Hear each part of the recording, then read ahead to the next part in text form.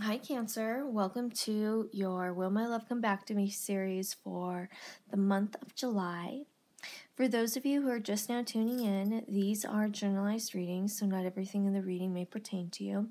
I am available to answer any questions as well as to do private readings and can be reached at mantraflowtarot@gmail.com. So the first card in the spread is the Ten of Pentacles, and this represents where you are now in regards to whether or not you want to work this relationship out. Now, when we're dealing with the energy of the Ten of Pentacles, this being an extremely prosperous card. This lets me know, and the feeling that I get from this is that, where you're at now in regards to this person is that this is somebody who you see yourself continuing a lifelong relationship. I think that as far as your perspective in regards to this individual, this person is everything that you could think of. The depth of emotion is really deep. Your connection, that you feel with this person is very strong. Now, where your former partner's at in regards to this situation is the Nine of Cups. They're very hopeful for a future with you, and they also hold you in very high regard. Now, what's interesting is that, your challenges, we do have the Nine of Swords. So this is also known as the Nightmare card, a card that keeps you up at night. Anxieties that are plaguing you, these anxieties that are holding you back. This maybe even touches on insecurities that, you let get the best of you. Things that you just can't let go. Now, what's working against your partner is the Emperor.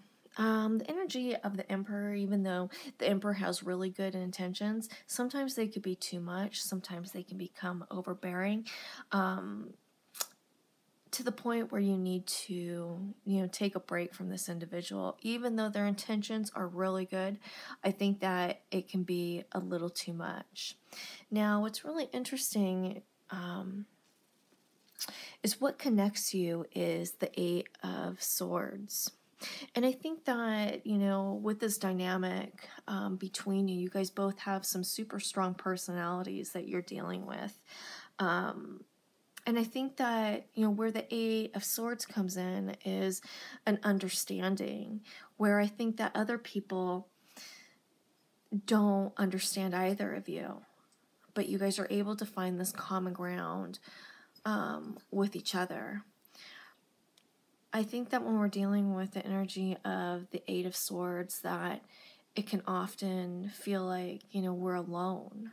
A common theme, when we're dealing with the energy of the Eight of Swords,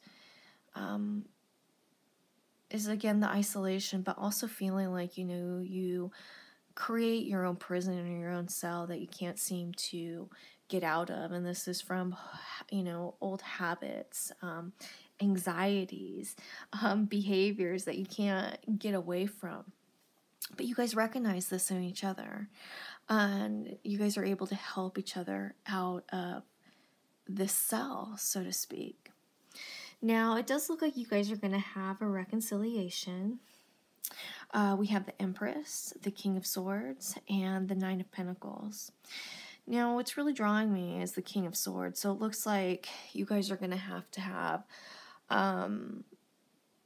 you guys are literally going to have to lay your cards out on the table, speak very honestly and clear with your wants and expectations, and see if you guys can come to some sort of common ground with one another.